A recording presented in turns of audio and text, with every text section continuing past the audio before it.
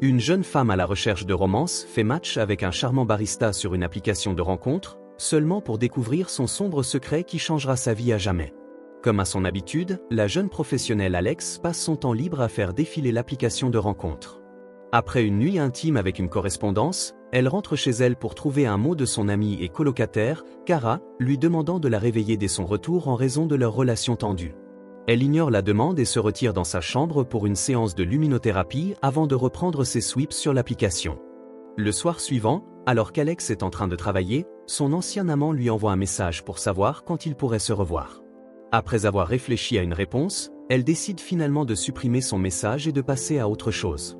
Finalement, elle fait match avec quelqu'un de nouveau, et dès la fin de son service, il se retrouve dans son bar préféré avant de se rendre dans un hôtel pour une nuit intime.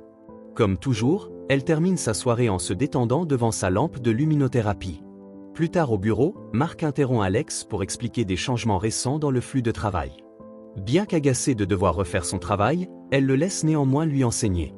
Lorsqu'elle reçoit une notification d'un nouveau match, il la taquine en étant conscient de ce qu'elle a fait ces derniers jours.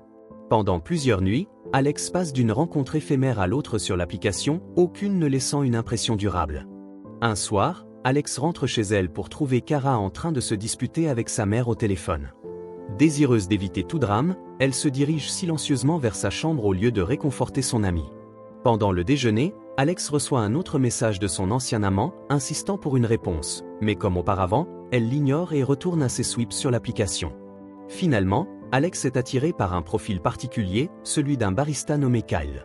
Peu après avoir fait match, ils se rencontrent dans son bar préféré où, après qu'elle se soit confiée sur sa vie monotone, il lui propose de commencer une nouvelle vie dans une autre ville. S'excusant d'être un poids pour elle, elle allège l'atmosphère en lui posant des questions sur son chat et ses photos, apprenant qu'il n'est en réalité pas à lui. De retour chez Alex, il renonce à l'intimité immédiate, choisissant plutôt de se câliner et de parler de leur carrière. Lorsqu'il veut partager sa chanson préférée, il réalise que ses écouteurs ont disparu et lui emprunte les siens. Après cela, ils se lient autour de la musique, des émissions de télévision classiques et prennent des tours pour se dessiner mutuellement, construisant une connexion silencieuse avant de faire l'amour. Avant de se séparer, Kyle admet qu'il aime Alex, ce qui pousse cette dernière à l'embrasser pour lui faire savoir qu'elle ressent la même chose. Contrairement à ses précédentes rencontres, il y a quelque chose chez lui qui la fait se sentir différente. Lorsque l'homme part, elle ne peut s'empêcher de lui jeter un dernier regard. Au bureau, Marc se plaint de la décision de la direction d'augmenter leur charge de travail, tandis qu'Alex, de son côté, est d'une humeur inhabituellement bonne et lui offre un discours motivant, l'encourageant à continuer. Plus tard, elle envoie un message à Kyle pour lui proposer un deuxième rendez-vous. De retour chez elle après le travail, à 2h du matin, Alex est surprise de trouver Kara toujours éveillée, son ex-fiancé Paul étant également là. Lorsque les ex-amants commencent à se disputer, elle s'échappe discrètement vers sa chambre pour une autre séance de luminothérapie. Au travail, Alex a du mal à se concentrer, attendant anxieusement la réponse de Kyle. Prenant son silence pour de l'irritation, Marc lui demande s'il a fait quelque chose de mal. Lorsqu'elle clarifie que ce n'est pas à propos de lui, il laisse entendre l'idée qu'ils pourraient sortir ensemble. En réponse, elle rejette gentiment cette suggestion, affirmant qu'elle ne sort pas avec des collègues. Plus tard, elle se rend au travail de Kyle, espérant le voir. Malheureusement, il n'est pas là et le barista avec lequel elle parle est un nouvel employé qui ne le connaît pas. Finalement, Alex décide de laisser un mot à Kyle et de lui envoyer des photos de leurs dessins, espérant lui rappeler leur connexion et obtenir une réponse. Le lendemain, sans nouvelles de Kyle, Alex reprend ses sweeps et fait match avec une autre personne, mais malheureusement, le rendez-vous est un échec. Pour aggraver les choses, elle aperçoit plus tard Kyle dans le même bar, cette fois avec une autre femme. Dévastée, elle s'excuse auprès de son compagnon et le suit discrètement à l'extérieur. Son cœur se serre lorsqu'elle les voit entrer ensemble dans une maison. Cette nuit-là, Alex a du mal à dormir, perturbée par ce rejet apparent. Dans l'espoir d'éclaircir la situation, elle retourne au café pour parler à Kyle ou du moins confirmer qu'il a bien reçu son mot. À sa grande surprise, son collègue lui remet une carte pour les funérailles de Kyle. Confuse, Alex demande si c'est une blague, mais le barista confirme que c'est réel, expliquant qu'il est décédé près du magasin il y a quelque temps. Alex se rend alors sur le lieu mentionné par son collègue, à sa grande surprise, trouve une paire d'écouteurs endommagés, comme s'ils avaient été cassés dans un accident. Déterminée à en savoir plus, elle se rend à la maison où Kyle et sa dernière rencontre sont allés. Elle repère immédiatement la femme et l'approche, se présentant comme une amie de Kyle. Elle lui explique qu'elle essaie de le joindre depuis plusieurs jours et lui mentionne l'avoir vu entrer chez elle cette nuit-là. Lorsqu'elle lui demande si elles se sont rencontrées par l'application de rencontre, la femme devient visiblement mal à l'aise face à la question intrusive. Sentant son malaise, Alex décide de ne pas insister et part. Des semaines plus tard, alors qu'elle se prépare à dormir, Alex revisite le profil de Kyle et se perd dans la pensée de son toucher. Revenant à la réalité, elle crée un nouveau profil sur l'application de rencontre et fait glisser vers la droite dès qu'elle le trouve. Étrangement, ils matchent à nouveau, menant à un autre rendez-vous dans le même bar où ils se sont rencontrés pour la première fois. Kyle arrive, vivant et bien portant exactement la même tenue qu'auparavant. Cependant, il affirme ne pas se souvenir d'Alex, la laissant perplexe. Elle sort alors les dessins qu'ils ont faits l'un de l'autre, espérant raviver sa mémoire, mais cela ne fait que le pousser à l'accuser en plaisantant de l'espionner et de copier les croquis de ses photos de profil. Dérouté par cette situation bizarre, Alex se retire aux toilettes pour rassembler ses pensées. Lorsqu'elle en sort, elle voit Kyle l'attendre. Bien qu'ils s'embrassent, elle se retire et part lorsqu'il refuse toujours de la reconnaître. Sachez qu'Alex se rend ensuite au bureau pour un autre quart de travail, où Mark la salue dès son arrivée, lui faisant remarquer à quel point elle est jolie et plaisantant sur le fait qu'elle doit être habillée pour une occasion spéciale. Distraite, elle le remarque à peine, ce qui pousse Mark à révéler que c'est son anniversaire. Toujours préoccupé, Alex lui adresse un salut distrait avant que son attention ne se tourne vers la porte derrière elle, qui s'ouvre mystérieusement d'elle-même. Mark insiste alors pour un rendez-vous malgré le rejet d'Alex plus tôt, et lorsqu'il envahit son espace personnel, elle le repousse et s'éloigne, perturbée par son comportement. À l'extérieur, elle est surprise de trouver Kyle qui s'excuse de l'avoir suivi. Il lui demande ensuite des informations sur les croquis. Toujours confuse, Alex lui tend finalement ses écouteurs endommagés, ayant réalisé qu'il manquait lors de leur premier rendez-vous, puisqu'il avait déjà eu un accident à ce moment-là. Lorsqu'il lui demande si quelque chose lui est arrivé, elle hoche la tête pour confirmer, son reflet dans le miroir montrant l'ampleur de ses blessures.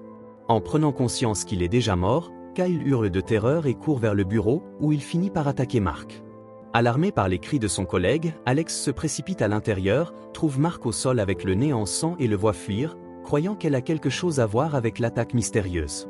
Alex rentre ensuite chez elle, tentant désespérément de comprendre la situation. Cependant, des ennuis semblent la suivre, car elle trouve Kara allongée ivre sur le sol dans sa robe de mariée. Kara explique que la boutique de robes l'appelait sans cesse, bien que son mariage ait été annulé, alors elle a pris la robe juste pour voir comment elle lui irait. Alex aide Kara à se relever, la console brièvement, puis essaie de lui retirer la robe, lui suppliant de tourner la page, ce qui la met en colère car elle insiste pour la garder. Plus tard, Alex se plonge dans une autre séance de lumière thérapeutique, utilisant les écouteurs de Kyle alors qu'elle lutte contre les larmes, accablée par le tournant étrange des événements. Épuisée, elle s'endort bientôt, mais elle est réveillée en sursaut par un bruit fort venant de l'extérieur. Au bureau, Alex rencontre Chris, son nouveau collègue et remplaçant de Mark. Pendant le déjeuner, il tente de briser la glace avec une blague inappropriée qui la contrarie. Après s'être excusé, il lui demande prudemment ce qui est arrivé au type qu'il remplace. Lorsqu'elle reste silencieuse, il plaisante en disant que l'ancien employé doit être mort, vu à quel point elle semble morose toute la journée. Amusé, Alex sourit enfin, ce qui soulage Chris, et leur conversation dévie sur la nourriture. Alex mange son maquis californien habituel tandis que Chris savoure des sushis au ventre de thon cru. Lorsqu'elle avoue n'avoir jamais mangé de poisson cru, il la persuade de goûter, et à sa grande surprise, elle aime tellement qu'elle en prend un autre morceau. Au bar, Kyle rencontre Sarah, sa dernière rencontre sur l'application de rencontre. Après quelques bavardages, ils se rendent chez elle, où les choses deviennent rapidement intimes. Mais juste au moment où ils commencent, les yeux de Kyle se fixent sur une paire d'écouteurs, et un souvenir soudain de son accident l'envahit. En capturant son reflet dans le miroir, il voit de nouveau l'étendue de ses blessures après cet événement tragique. Sarah finit par voir aussi l'apparence de Kyle après l'accident, ce qui la fait crier de terreur, le poussant à l'attaquer avant de disparaître dans l'air. Pendant leur pause, Chris commente à quel point la pièce est ennuyeuse et suggère qu'il se déplace dans l'espace adjacent, plus accueillant. Comme d'habitude, il domine la conversation, faisant rire Alex avec une histoire sur pourquoi il achète les chaussures les plus moches. Cependant, leur conversation est interrompue par un appel de sa petite amie. Lorsqu'Alex rentre chez elle, elle trouve Kyle dans son lit. Il lui révèle qu'il se souvient maintenant du jour où il est mort et commence à le raconter. En marchant près de son lieu de travail, il a mis ses écouteurs et a entendu une notification de friction. Excité, il est allé vérifier et a été percuté par un véhicule en traversant le trottoir, mourant instantanément. Kyle confesse alors qu'il a continué à sortir avec des gens depuis ce moment-là, sans savoir dans quel état il était, jusqu'à ce qu'elle lui en parle. Lorsqu'il exprime sa peur de disparaître complètement, elle le rassure et ils finissent par faire l'amour. Le lendemain, Alex se réveille et trouve Kyle parti de son lit, se demandant si elle n'avait imaginé ce qui s'était passé la veille. En partant, sa colocataire la salue et elles échangent des excuses pour leur récent conflit, reconnaissant leur lien tendu. Kara propose qu'elle sorte comme avant et son ami accepte à contre-cœur. Alors que la femme range sa robe de mariée, le fantôme l'observe silencieusement, prenant soin de rester caché. Lorsqu'elle regarde autour d'elle plus tard, pendant qu'Alex dort, Kyle dépose une plume dans sa bouche pour plaisanter, mais en se voyant dans le miroir, son côté sombre refait surface. Il couvre bientôt sa bouche et lui coupe la respiration avant de revenir à la réalité et de s'éloigner.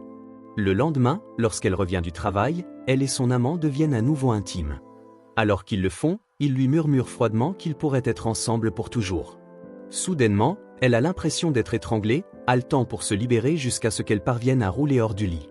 Kyle remarque à quel point ils étaient proches, puis la rassure en lui disant qu'il ne laisserait jamais rien de mal lui arriver. Réalisant qu'elle est en retard pour le travail, elle se précipite pour s'habiller, tandis qu'il la supplie de rester. Lorsqu'elle insiste pour partir, il la tire violemment vers le bas, ce qui la met en colère. Néanmoins, elle s'adoucit après qu'il s'excuse et lui donne un baiser avant de partir. Au bureau, Alex attribue son retard à sa difficulté à trouver un transport. Surprise de le voir, Chris admet qu'il pensait qu'elle avait quitté la ville et lui demande si elle a vu leur message. En vérifiant son téléphone, elle remarque une autre femme à son bureau, ce qui la confond.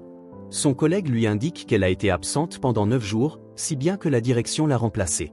Alors qu'elle lutte pour comprendre ce que Kyle lui a fait, Chris propose de discuter de sa situation, bien que sa préoccupation ne fasse qu'agiter davantage Alex. Elle éprouve brièvement une crise de panique, mais parvient à se ressaisir avant. Avant de partir, son collègue inquiet lui demande de l'appeler si elle a besoin de quoi que ce soit. Lorsque Paul retourne à l'appartement de Kara, il trouve ses affaires emballées dans une boîte accompagnée d'une note furieuse lui demandant de la prendre et de partir. Désirant laisser une note de sa part, il se rend dans la chambre d'Alex pour chercher du papier et écrit pendant que Kyle l'observe silencieusement dans l'ombre. Peu après, la femme surprend son ex-fiancé et lui ordonne de partir immédiatement, ce qu'il fait, mais il oublie la boîte. À son arrivée chez lui, Paul est stupéfait de trouver la boîte déjà là. Lorsqu'il s'en empare, il ressent une gifle invisible de l'esprit de Kyle, regarde autour de lui mais ne voit personne, puis reçoit un autre coup. Il panique et tente de fuir, mais il est traîné en arrière et battu par son agresseur invisible. Pendant ce temps, Kara est choquée de trouver la boîte contenant sa robe de mariée sur son lit. À l'intérieur, elle découvre une note de Paul adressée à Alex, dans laquelle il évoque leur aventure passée et insiste sur le fait que ce n'est pas terminé. Il reconnaît qu'elle l'évite à cause de Kara, mais lui demande de le revoir comme dans ses précédents messages.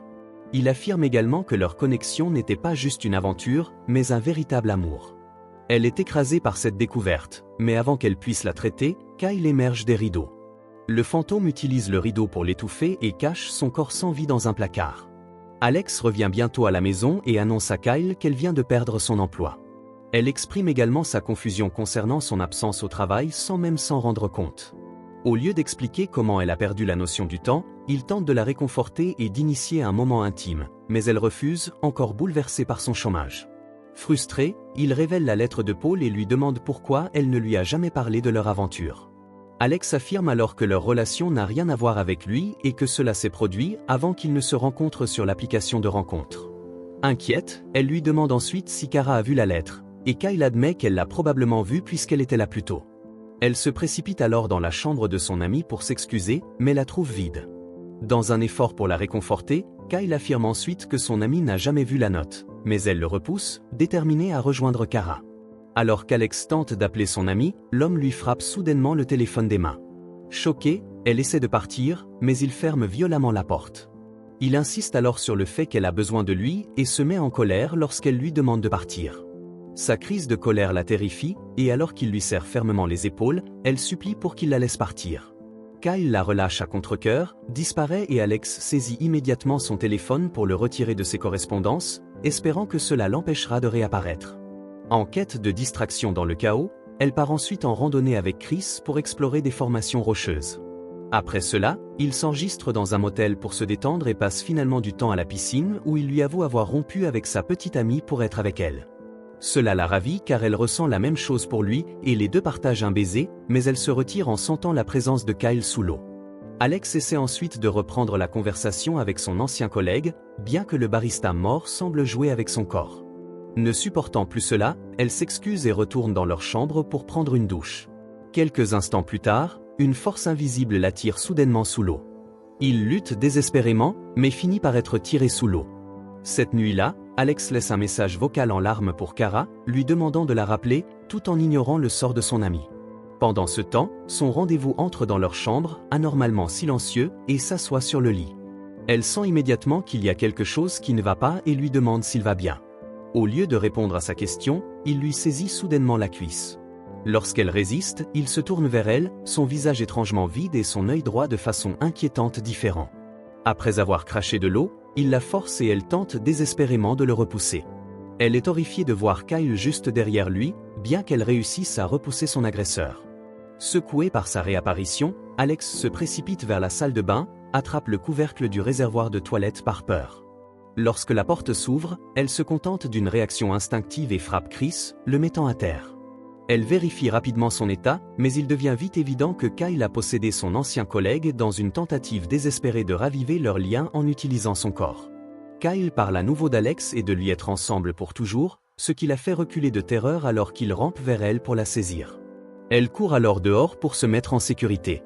Soudainement, les lumières de chaque chambre du motel clignotent frénétiquement. Le cœur battant, elle court jusqu'à ce qu'elle voie à nouveau Kyle debout dans l'une des chambres, la fixant. D'une manière ou d'une autre, elle sombre dans un état de transe, lui permettant de l'enlacer et de la poser au sol tout en essayant de lui rappeler à quel point ils étaient heureux lors de leur première nuit ensemble. Elle tente désespérément de se lever, désirant rejoindre Kara et s'excuser. D'un calme glacial, Kyle lui assure qu'il n'est pas nécessaire, car il s'est déjà occupé de son ami. Alex comprend alors ce qu'il a fait à Kara, et dans un acte de défi, elle déclare qu'elle ne pourrait jamais être sienne. Malheureusement, cela ne fait qu'attiser sa colère, et il finit par l'étrangler. Quelque temps plus tard, Alex laisse à nouveau un message vocal pour Kara, exprimant des remords pour toutes ses erreurs. Elle sort ensuite avec un autre match de l'application de rencontre dans son bar préféré. Lorsqu'elle prend son téléphone, la femme est stupéfaite de voir un reflet d'elle-même avec les yeux injectés de sang et des ecchymoses sur le cou. D'un calme glacial, Alex réalise enfin que, tout comme Kyle, elle est déjà morte.